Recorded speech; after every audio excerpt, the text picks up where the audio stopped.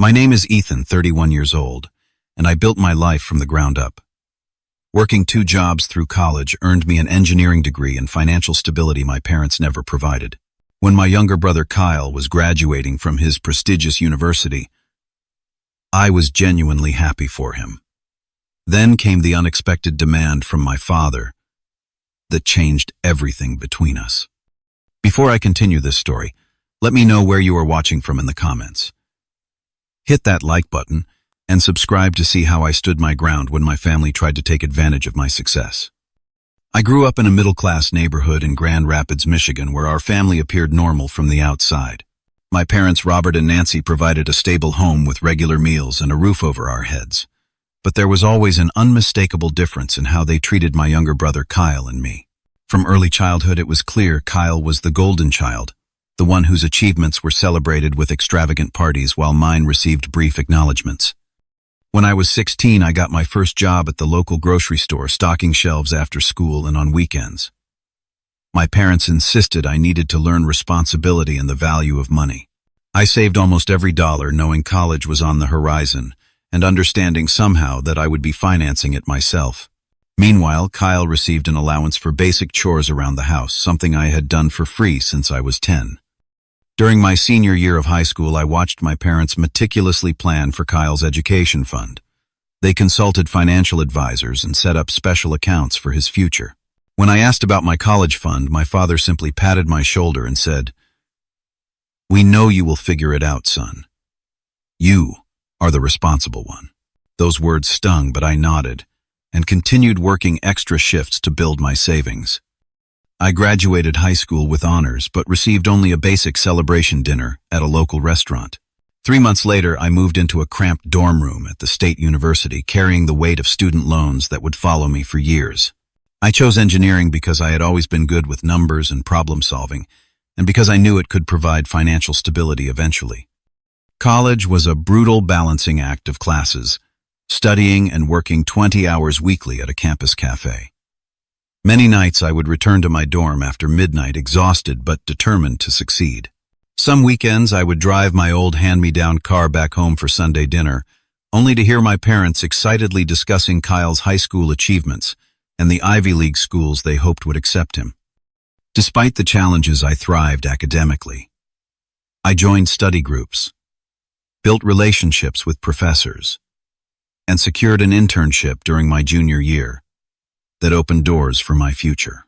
When I graduated with honors in engineering, my parents attended the ceremony but left early to attend one of Kyle's high school award functions. I tried not to let it bother me, celebrating instead with friends who had become more like family. My first job was at a mid-sized engineering firm in Detroit. The starting salary was modest, but it offered stability and growth potential. I lived in a small, one-bedroom apartment and focused on building my career and paying down my student loans, which totaled over $70,000. Each month I would carefully budget every expense, allowing myself small luxuries only after meeting my financial obligations. After 2 years of consistent performance and taking on additional projects, I received my first significant promotion. With the increased income, I purchased my first real car, a reliable Toyota that I researched extensively to ensure it would serve me well for years. It was not flashy, but it was mine, bought with money I had earned through hard work and determination. Meanwhile, Kyle had been accepted to a prestigious business school on the East Coast.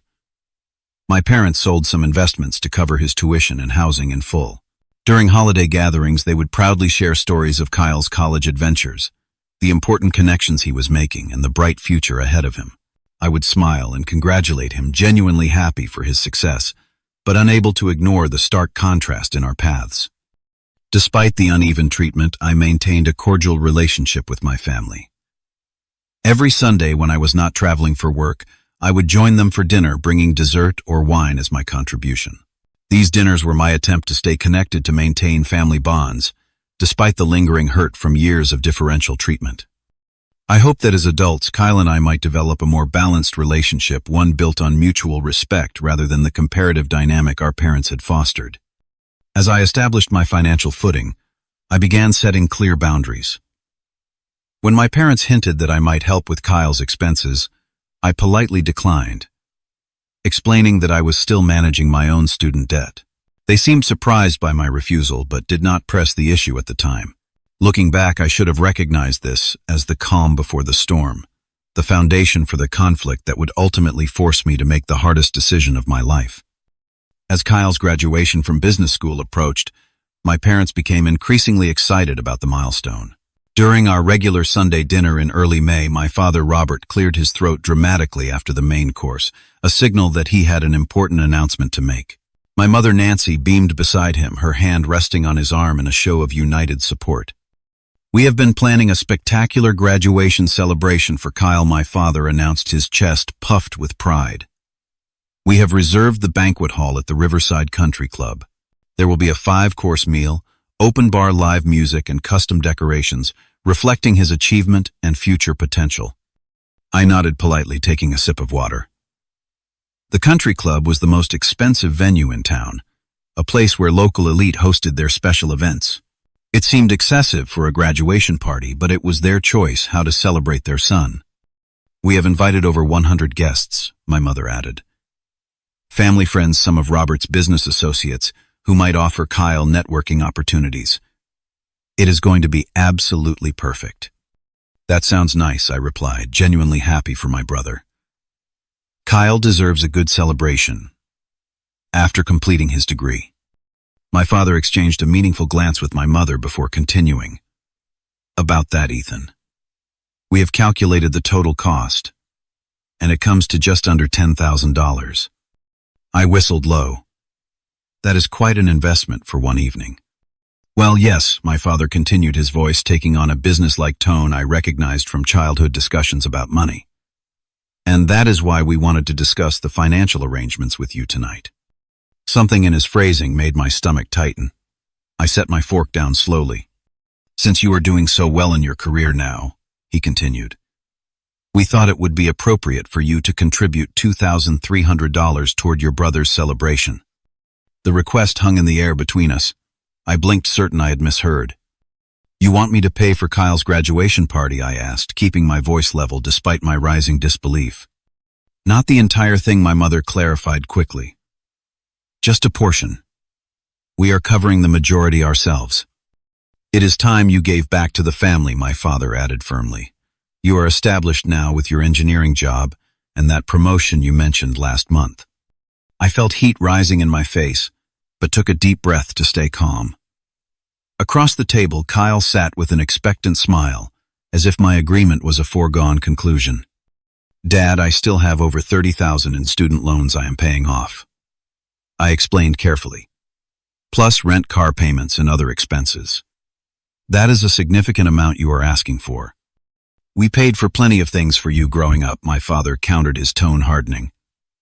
"And Kyle is your brother. Family supports family."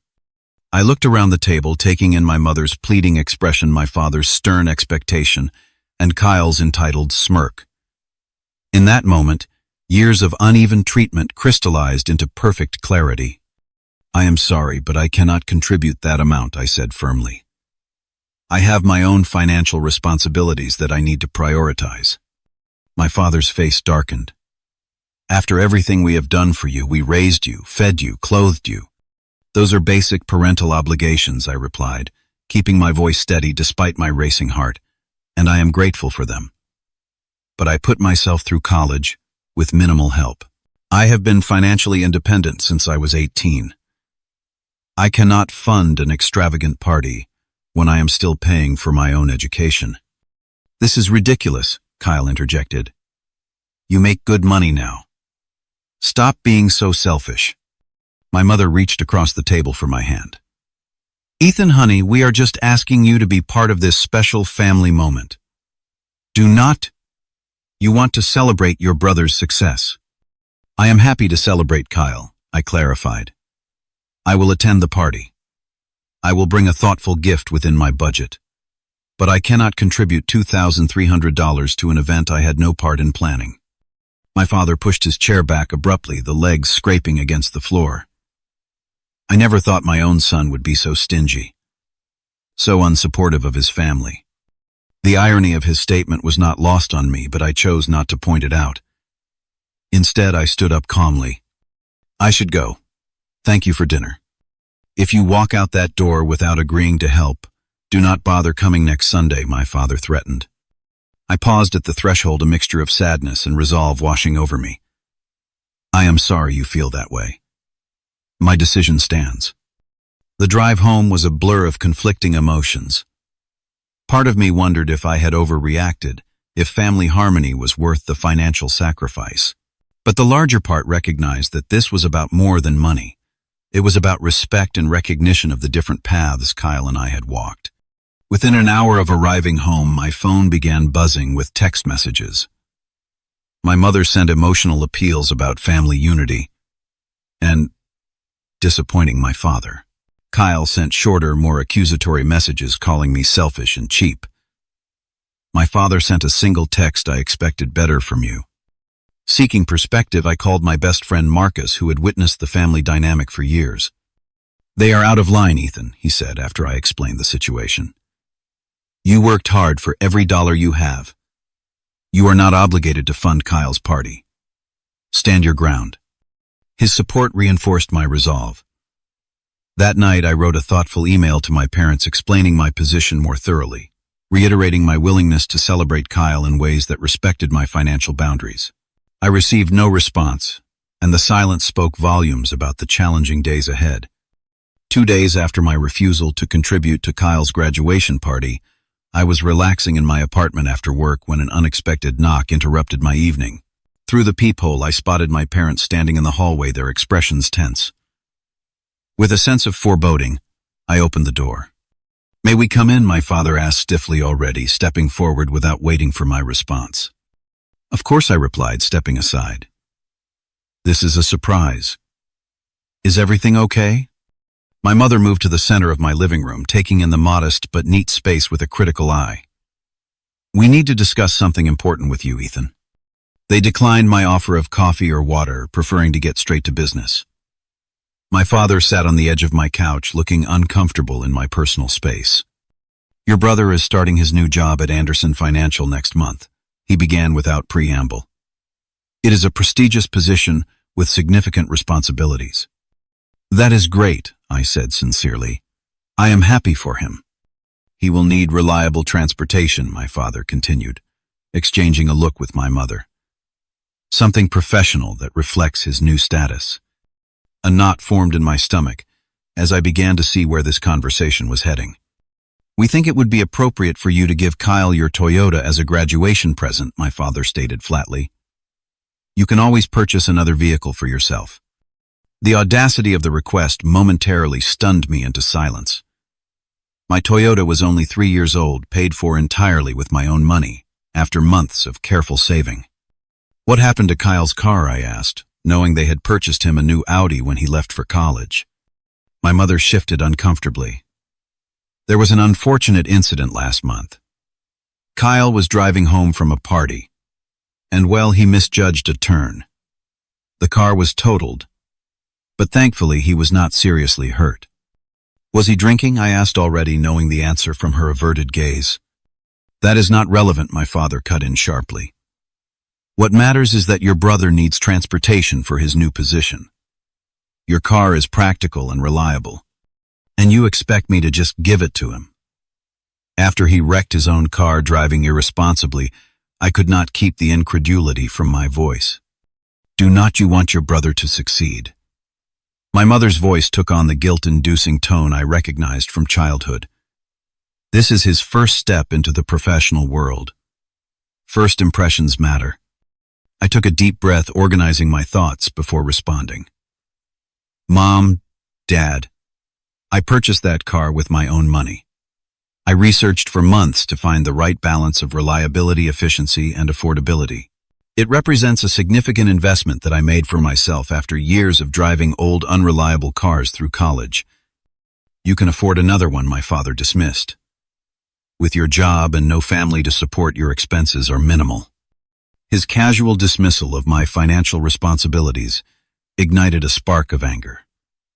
My expenses are not minimal. I have rent, utilities, student loans, retirement contributions, and emergency savings to consider.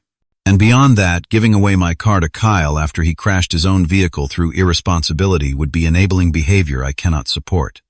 My phone rang at that moment, and seeing Kyle's name on the screen confirmed my suspicion that this was a coordinated effort. I answered, putting the call on speaker. "Have they asked you yet?" Kyle demanded without greeting. "About the car?" "Yes, they have," I replied calmly. "And my answer is, no, Kyle. I cannot give you my car." "This is such garbage," he exploded. "You have always been stingy with your things. Even when we were kids, you never shared." "That is not true, and you know it," I countered. "But this is not about sharing toys. This is a vehicle worth thousands of dollars that I paid for myself." "You make enough money to buy another one," Kyle argued, echoing our father's sentiment. "I need to make a good impression at Anderson. Do you know how competitive that environment is? Then perhaps you should use some of your signing bonus to purchase a reliable vehicle," I suggested, "or finance something modest until you have saved enough for what you really want." The line went silent for a moment before Kyle responded with cold fury. "You have always been jealous of me, of the opportunities I have. Now you are trying to sabotage my career, before it even starts." My father stood up, his face reddening. "This is outrageous, Ethan. After everything we have done for you, you cannot make this one sacrifice for your brother.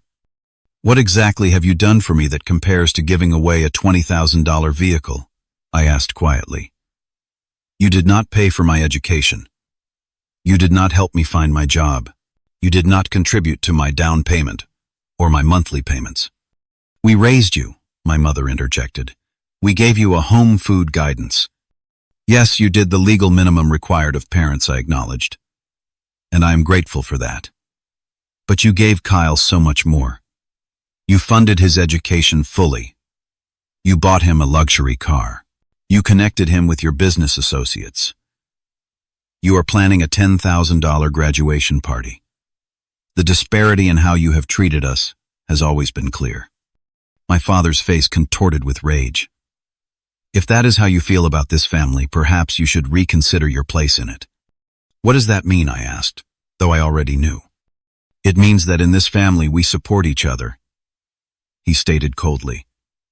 "If you cannot do that, maybe you are not really part of this family." The ultimatum hung heavy in the air. On the phone, Kyle scoffed. "Just give me the car, Ethan. Stop being difficult." In that moment, I saw with perfect clarity the dynamic that had shaped our family for decades.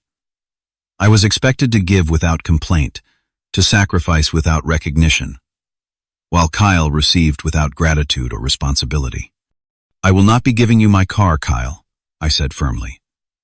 "And Dad, if maintaining my place in this family requires me to surrender my financial security and self-respect, then perhaps I need to reevaluate what family really means."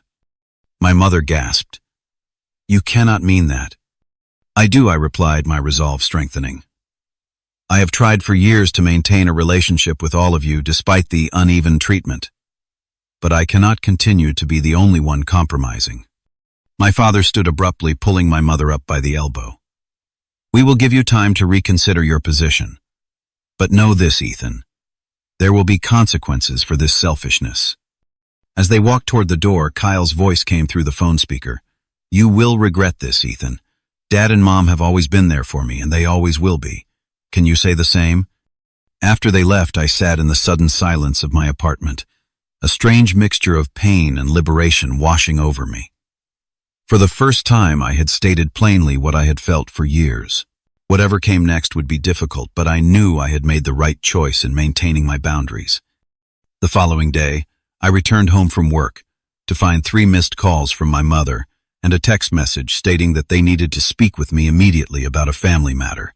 Given the tension from the previous day, I braced myself for another confrontation, but called back anyway, hoping for resolution. "We are coming over," my mother said when she answered, her voice tight. "Kyle is with us. We need to settle this situation once and for all." Before I could object or suggest a different approach, she had hung up. I paced my apartment, straightening things unnecessarily, while preparing mentally for what was to come. 40 minutes later, another knock at my door announced their arrival. This time all 3 family members filed into my living room. Kyle immediately sprawled on my couch, his posture deliberately casual, as if to demonstrate his comfort in claiming my space. My parents remained standing, my father's arms crossed defensively across his chest. "Ethan," my father began without greeting, "we have given your behavior careful consideration, and we are deeply disappointed by the choices you have made." "My behavior?" I echoed, genuinely confused. "You mean my decision not to give away thousands of dollars, or my personal vehicle without discussion or consideration?" Kyle rolled his eyes dramatically. "Always the victim or not you?" Poor Ethan asked to actually contribute to the family for once. I ignored him, focusing instead on my parents. "I understand you are disappointed, but I stand by my decisions. They are reasonable boundaries for any adult to maintain." My father's expression hardened. "That is exactly the problem. You are thinking only of yourself. Family means sacrifice, Ethan. It means putting others before yourself sometimes." "I agree," I replied carefully. "But sacrifice should be mutual and acknowledged, not demanded as an entitlement. And it should be within reason." "Within reason," my mother repeated, her voice rising. "Is helping your only brother unreasonable? Is contributing to a special family celebration unreasonable? The amount and manner in which it was demanded? Yes," I maintained. I offered alternatives. I offered to celebrate Kyle in ways I could afford. I suggested he could find his own transportation with his new salary. Those were reasonable compromises that were dismissed outright. Kyle sat up, suddenly pointing an accusatory finger at me. "You have always been jealous of me. Always resented any attention or support I received. And now you are trying to ruin the biggest moment of my life because you cannot stand to see me succeed." The injustice of his statement was staggering. "Kyle, I put myself through college working 2 jobs while you had every expense covered. I have never once asked our parents for financial support as an adult, while you continue to rely on them for everything from tuition to housing to transportation. How exactly am I the jealous one in this scenario?" My father stepped forward, his face flushed with anger. "That is enough.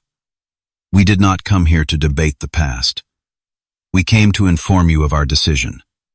End of 20. "Your decision?" I asked, a sense of foreboding settling over me. "Yes," he continued coldly. "Since you have made it clear that you do not consider yourself obligated to this family, we no longer consider you a part of it." Though I had suspected this was coming, the finality of his words still struck like a physical blow. My mother's expression was pained but resolute as she stood beside my father, presenting a united front. "You are no longer welcome at family gatherings," my father continued. "Not Sunday dinners, not holidays, not birthdays. Until you demonstrate a proper understanding of family loyalty and responsibility, you are cut off." Kyle smirked from his position on the couch, clearly satisfied with this outcome. His smug expression confirmed what I had long suspected. He had never viewed me as a brother to love, but as competition for our parents' resources and attention. "If that is your decision, I accept it," I said quietly. "But I want to be clear that my boundary setting was not a rejection of family. It was an attempt to establish a healthier relationship based on mutual respect rather than obligation." "Save your explanations," my father dismissed. "Actions speak louder than words, and your actions have shown your true character." My mother stepped forward then, her expression softening slightly. "Ethan, it does not have to be this way. Just reconsider the car. Show us that family means something to you." The manipulation was so transparent that it almost took my breath away. In her mind, family meant unquestioning compliance with their demands, regardless of the cost to me. "I am sorry, Mom, but I cannot do that," I replied gently. "My decision is not about the money or even the car itself. It is about establishing healthy boundaries that have been missing from our family dynamic for too long." My father's patience visibly snapped. "Then we have nothing more to discuss.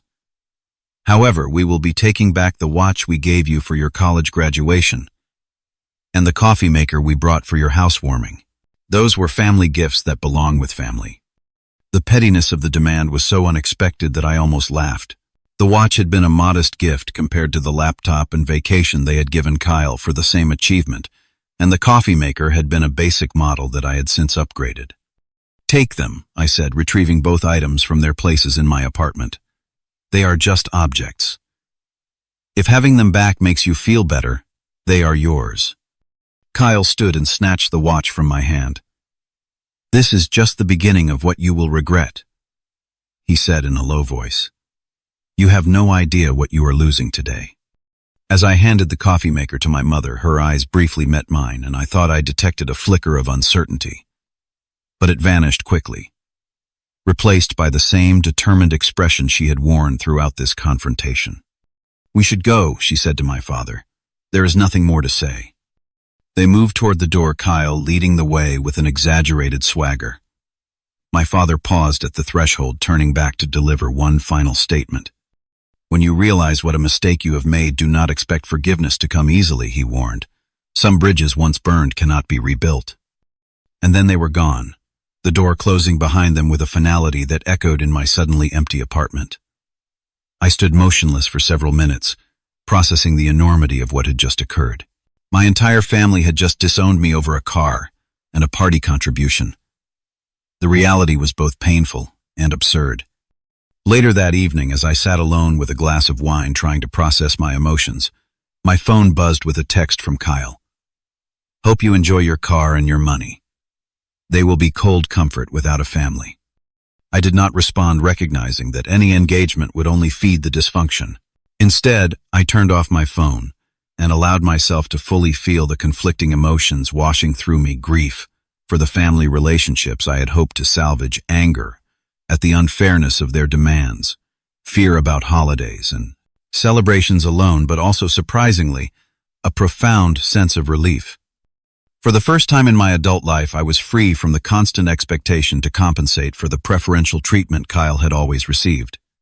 As I looked around my modest but comfortable apartment purchased with my own hard-earned money, I realized that while I had lost my biological family that day, I had perhaps gained something even more valuable: the freedom to define family on my own terms, based on mutual respect, rather than obligation and entitlement.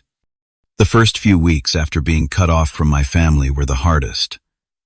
Despite the dysfunction and uneven treatment I had experienced for years, there was still a profound emptiness where those relationships had been.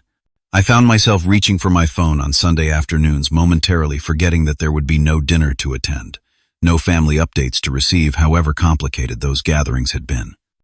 My friend Marcus became my rock during this period. He invited me over for dinners with his wife Jessica, creating a warm space where I could process my feelings without judgment. One evening, as we sat on their back porch watching the sunset, Marcus offered a perspective that would prove invaluable. "You know, Ethan," he said thoughtfully, "families are supposed to lift each other up, not tear each other down. What your parents and Kyle did was not about love. It was about control."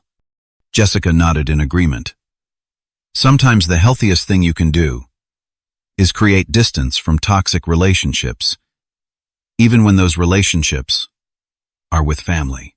Blood does not excuse behavior that would be unacceptable from anyone else." Their words resonated deeply, giving me permission to grieve what I had lost, while also recognizing that the relationship had not been healthy for a long time. With their encouragement, I began to focus on rebuilding my life on my own terms. At work, I channeled my emotional energy into professional growth.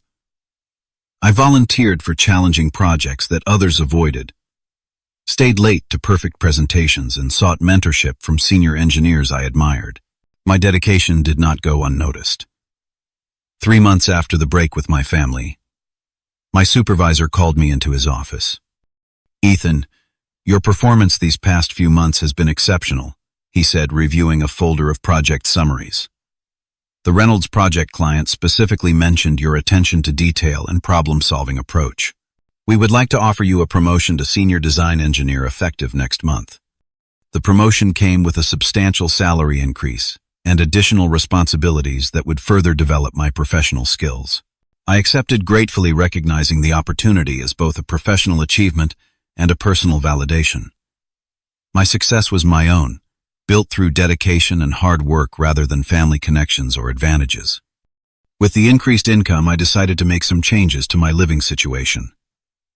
My current apartment, while functional, held too many memories of the final confrontation with my family. After viewing several options, I found a bright one-bedroom in a newer building closer to downtown. The location offered a shorter commute and walking distance to restaurants, parks, and cultural venues. Moving felt symbolic, a physical manifestation of my emotional journey toward independence. As I settled into my new space, I began establishing routines and traditions that were entirely my own. Sunday mornings became dedicated to a local coffee shop where I would read for hours, enjoying the ambient conversation around me. I joined a recreational soccer league that played Wednesday evenings, providing both exercise and social connection.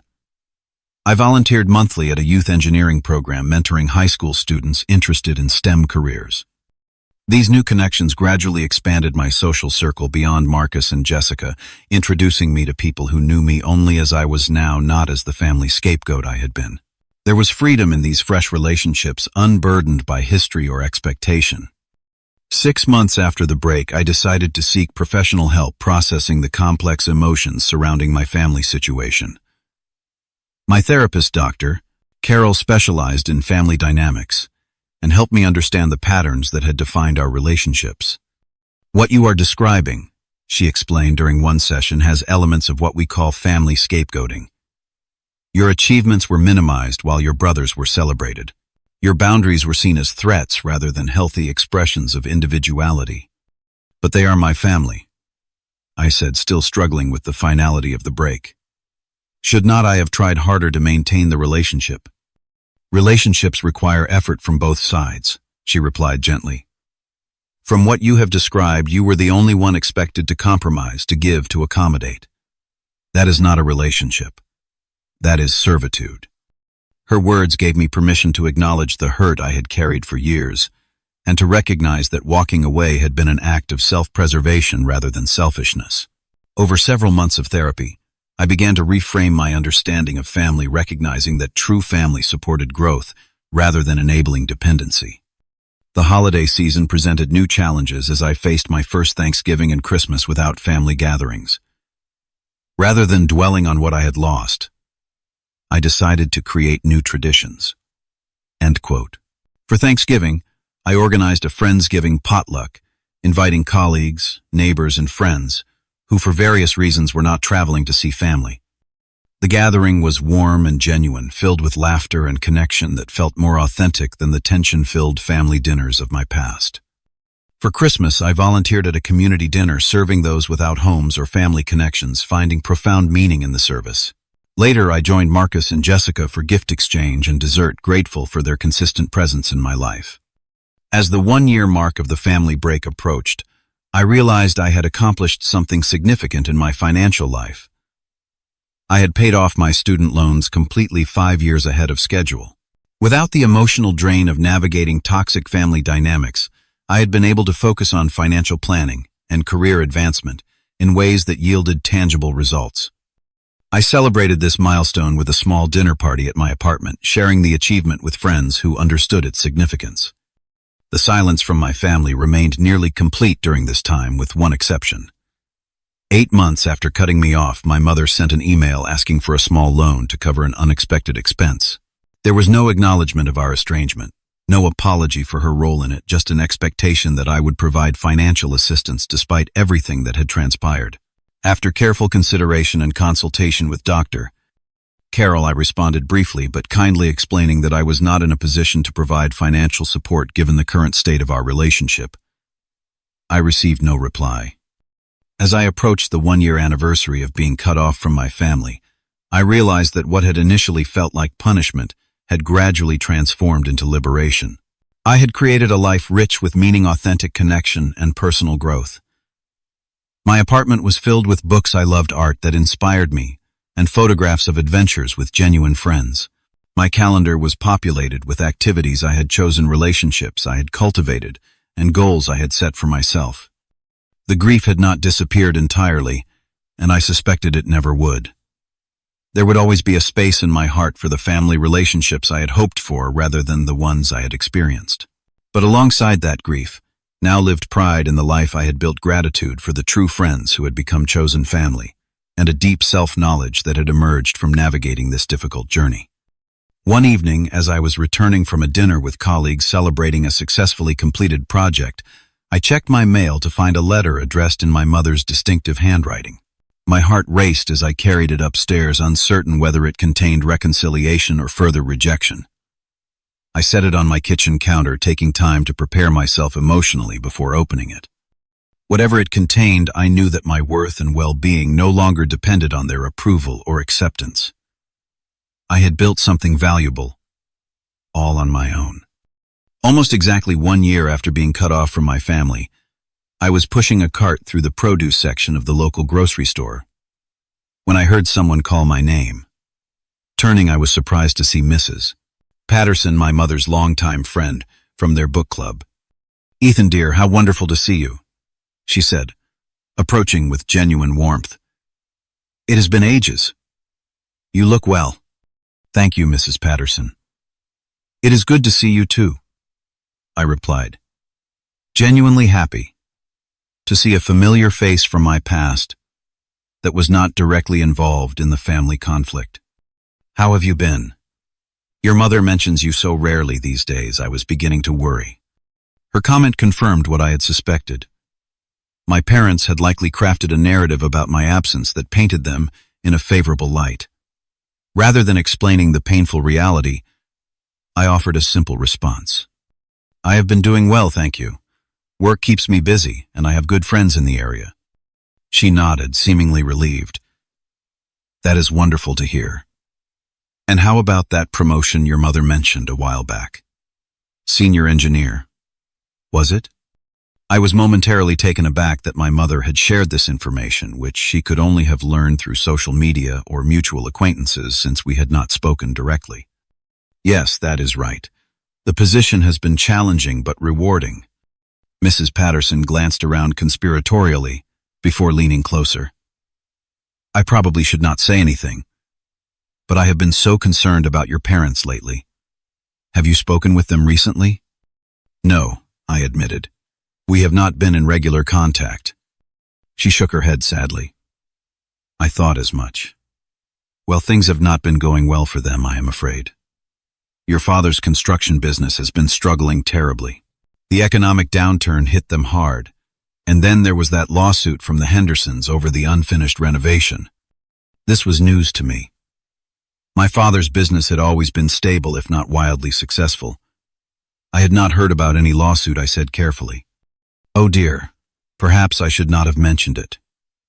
She fretted, but continued nonetheless. "Robert had to lay off half his crew. And then there is the situation with your brother, Kyle." "What happened with Kyle?" "You really have not heard. He lost his position at Anderson Financial after only 4 months. Something about unprofessional conduct with clients and missing important deadlines. Your mother was devastated. She had told everyone about his prestigious job." I absorbed this information with mixed emotions. While I took no pleasure in my family's struggles, there was an undeniable element of karmic justice in Kyle facing consequences for his actions. "That must be difficult for them," I said neutrally. "Indeed. And now they have had to put the house on the market. Too many expenses with Kyle moving back home, and the business downturn. They are looking at something much smaller, possibly even a condominium." She shook her head sadly. "Nancy is trying to keep up appearances, but book club has not been the same. She is constantly checking her phone, worried about Kyle or Robert calling with more bad news." I had no idea things were so challenging for them, I said truthfully. "And that beautiful car they bought Kyle," Mrs. Patterson continued, apparently unable to stop now that she had started sharing, "repossessed last month. Nancy was mortified when it happened right in their driveway while the neighbors were out walking their dogs." The conversation was interrupted by Mrs. Patterson's phone ringing. After a brief exchange, she explained she needed to pick up her grandson from soccer practice. "It was lovely seeing you, Ethan. Do take care of yourself. And perhaps check in on your parents. They could use some good news right now." After she left, I continued my shopping in a daze, processing everything I had learned. Back at my apartment, I sat on my balcony with a cup of tea, contemplating whether and how to respond to this information. Despite everything that had happened, I could not find it in myself to celebrate their misfortune.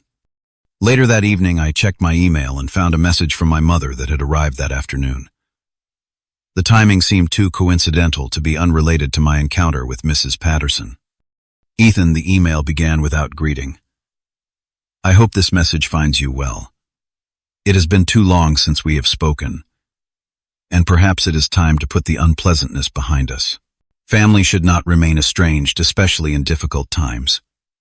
Your father and I would like to have dinner with you next Sunday, just like old times. Let me know if you are available. Mom.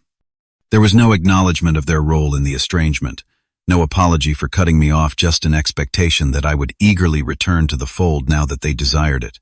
More tellingly, there was no mention of their financial difficulties or Kyle's job loss, suggesting they had specific motivations for reconnecting. After careful consideration, I crafted a measured response. Mom, thank you for reaching out. I would be open to discussing rebuilding our relationship, but I believe we need to address what happened last year first. The way I was treated for establishing reasonable boundaries was hurtful and has taken time to process. If you and Dad are willing to have an honest conversation about those events and how we might create a healthier dynamic moving forward, I would be open to meeting. Ethan. Her reply came quickly. There is nothing to discuss about the past. You refused to help your brother when he needed you, and we responded, as any parents would. If you are still holding on to that grudge, perhaps you are not ready to be part of this family again. The response confirmed my suspicions about their motivations. I chose not to reply immediately, giving myself time to process my feelings and consult with Dr. Carroll during our next session. 2 days later, my father called, the first direct contact from him in a year. I answered with caution. Ethan. He began, his voice lacking its usual confidence. Your mother tells me you are being difficult about Sunday dinner. Hello to you too, Dad, I replied calmly. I am not being difficult. I am asking for a conversation about what happened before we move forward. That is ancient history, he dismissed. Family does not keep score. This is not about keeping score, I explained. It is about acknowledging hurt and establishing healthier patterns so we do not repeat the same cycles. There was a pause before he spoke again, his voice taking on an edge of desperation that I had never heard before. Look, Ethan, I am going to be straight with you. We are in a tough spot right now. The business has hit some snags, and Kyle is between opportunities. We could use some help from someone who is on solid financial footing. And there it was, the real reason for the sudden interest in reconciliation. Not because they missed me or recognized their treatment had been unfair, but because they needed financial assistance. I appreciate your honesty, Dad, I said carefully. But after being cut off from the family for refusing to give Kyle money and my car, it is difficult to hear that the only reason you are reaching out now is for financial help. That is not the only reason, he objected, but his protest lacked conviction. We miss having you at family dinners. I miss those too, Dad. For an entire year. But no one called to check on me or see how I was doing during that time. There was another long pause. Kyle is really struggling, Ethan. He lost his job through no fault of his own, and the bank took his car. He needs support from his family right now. The selective memory was staggering. No fault of his own. Mrs. Patterson mentioned unprofessional conduct and missed deadlines. You have been talking to Nancy's friends about our private business. My father exploded, his voice regaining its familiar anger. This is exactly the kind of disloyalty I am talking about. I ran into her at the grocery store, Dad. She brought it up, not me. He made a dismissive noise. The point is, your brother needs help, and you are in a position to provide it. That is what family does. What exactly are you asking for, Dad? Be specific. His reply was immediate, as if he had been waiting for this opening. Kyle needs a reliable vehicle for job interviews, and we could use some help with the mortgage until we can sell the house. $10,000 would get us through the next few months. The amount was more than 4 times what they had originally asked me to contribute to Kyle's graduation party, a request that had triggered this entire estrangement. The irony was not lost on me. "Dad, I cannot do that," I said firmly. "Not because I do not care about you and Mom and Kyle, but because giving money without addressing the underlying issues would not actually help anyone in the long run." "So, you will just let your family lose their home?" he challenged. "Let your brother struggle without transportation? What kind of son does that make you?" "The kind who learned hard lessons about financial responsibility and self-sufficiency," I replied evenly. "The kind who worked through college without family support. The kind who built a career and financial stability through consistent effort, rather than expecting others to solve my problems." The line went silent for so long I thought he might have hung up. Finally he spoke again, his voice cold. "I always knew you resented your brother. This proves it. This is not about resentment, Dad. This is about breaking unhealthy patterns. I would be happy to help Kyle update his resume or practice for interviews. I could recommend him for positions at companies where I have connections, if he is willing to start at an appropriate level and work his way up. I can offer support that empowers, rather than enables." "We do not need your condescending advice," my father snapped. "We need tangible help during a family crisis." "I understand this is difficult," I said gently. "But my answer remains the same. I will not be providing financial assistance under these circumstances." After he hung up, I sat with the complex emotions our conversation had stirred. There was sadness for the continued dysfunction, frustration at their inability to see the patterns they were perpetuating, but also a quiet confidence in my decision to maintain boundaries despite the pressure to abandon them. Later that week, I received a lengthy email from Kyle alternating between angry accusations and desperate pleas for help. He blamed me for abandoning the family when they needed me most, while simultaneously asking for just a small loan to get back on his feet. Reading between the lines, I gathered that his job loss had been more complicated than our father had suggested, involving complaints from multiple clients about his unprofessional behavior and missed deadlines. Most tellingly, Kyle mentioned that our father had given him a position at the construction company temporarily, but that it had not worked out due to differences in management style, suggesting that even when given opportunities, Kyle struggled to meet basic professional expectations. As difficult as it was to witness my family's struggles from a distance, I recognized that their current situation was the natural consequence of years of enabling Kyle's lack of responsibility while failing to adapt to changing economic circumstances. The karmic wheel had turned, bringing lessons that had long been deferred, but were perhaps necessary for genuine growth and change. After much reflection on my family's situation and consultation with Dr. Carroll, I decided to reach out to my parents with a different kind of offer. Rather than simply refusing assistance or capitulating to their demands, I proposed a middle path that might actually address the root issues while respecting my own boundaries. I would like to meet and discuss ways I might be able to help that go beyond just writing a check, I wrote in an email to both parents. Perhaps we could meet at Riverside Cafe this Saturday morning to talk through options. To my surprise, they agreed, though my mother's response indicated Kyle would not be joining us as he had prior commitments. Given what I had learned about his situation, I suspected those commitments were minimal, but his absence might actually allow for a more productive conversation. The morning of our meeting, I arrived early to secure a quiet corner table and prepare mentally. When my parents walked in, I was struck by how much they had aged in just 1 year. My father's confident stride had diminished to a weary shuffle, and my mother's carefully maintained appearance showed signs of stress and hasty preparation. "Thank you for coming," I said as they sat down, genuine, despite our complicated history. My father nodded stiffly, while my mother attempted a smile that did not quite reach her eyes. After ordering coffee, we sat in awkward silence until I decided to break the ice. "I have been thinking about our family situation," I began carefully. "And while I cannot provide the direct financial assistance you asked for, I would like to offer help in other ways that might be more beneficial long-term." My father frowned. "We need practical help, Ethan, not philosophical discussions." "What I am proposing is practical," I countered gently. I have researched financial counseling services that specialize in small business owners facing economic challenges. They could help you develop a restructuring plan for the construction company that might make it viable again. I would be willing to cover the cost of those services. My mother looked interested, but my father's expression remained skeptical.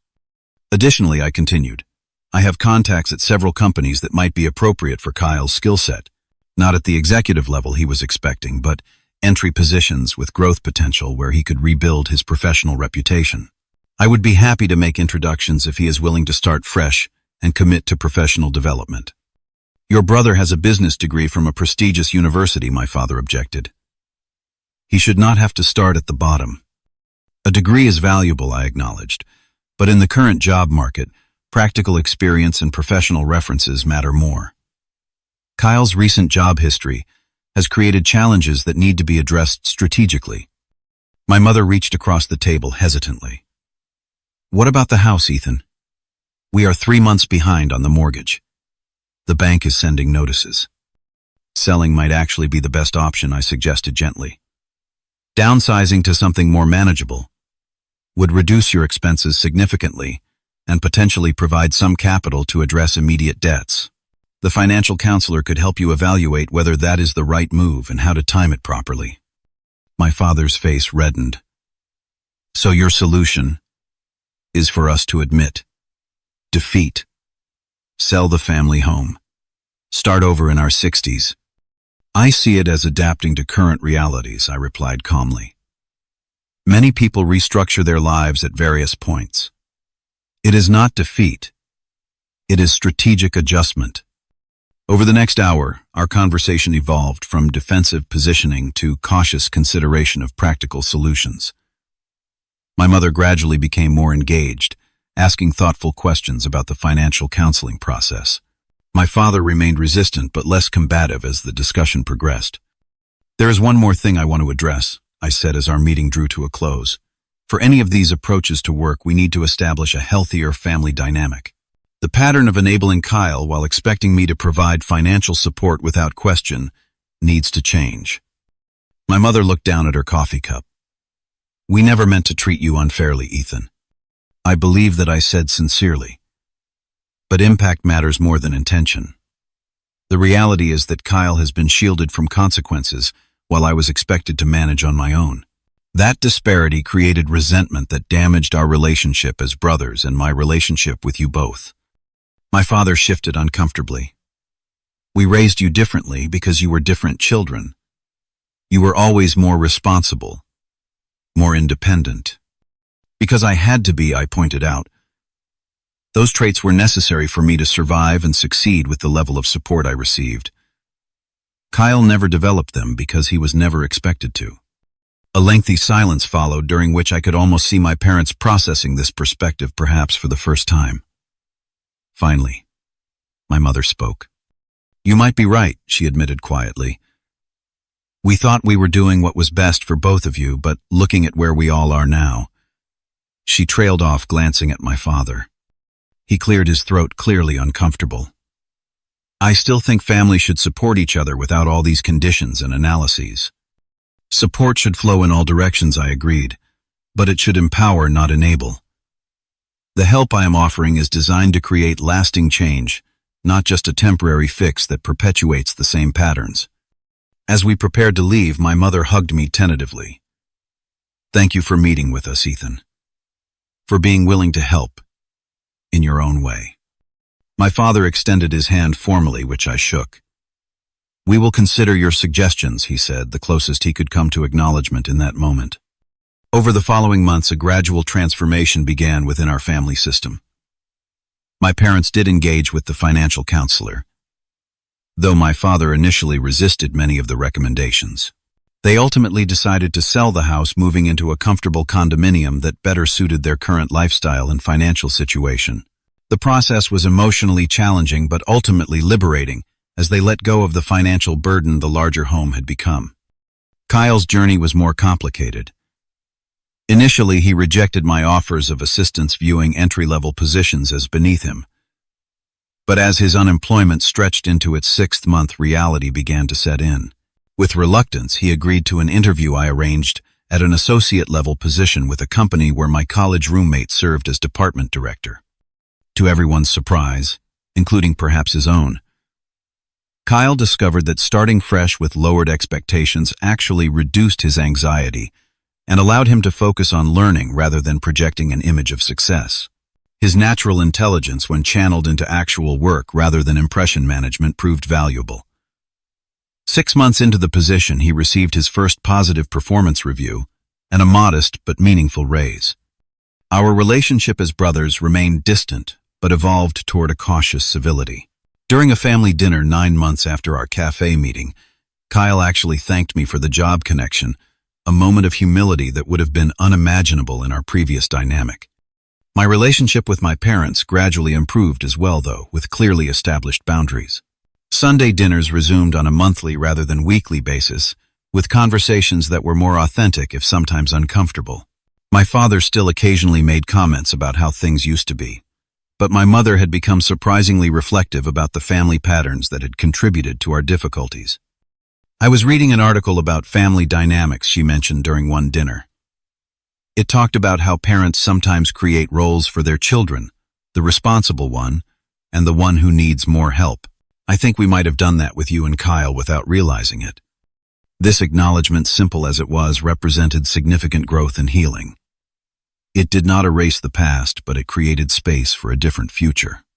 As for me, the journey transformed my understanding of family love and self-worth. I learned that true compassion sometimes requires setting firm boundaries, that enabling is not the same as helping, and that self-respect is not selfishness. Most importantly, I discovered that family connections, while valuable, do not define my worth or determine my future. Today, 2 years after the initial break, our family functions very differently. My parents have adapted to their new financial reality with greater resilience than I expected. Kyle has gradually developed the professional skills and personal responsibility that were previously stunted by protection and privilege.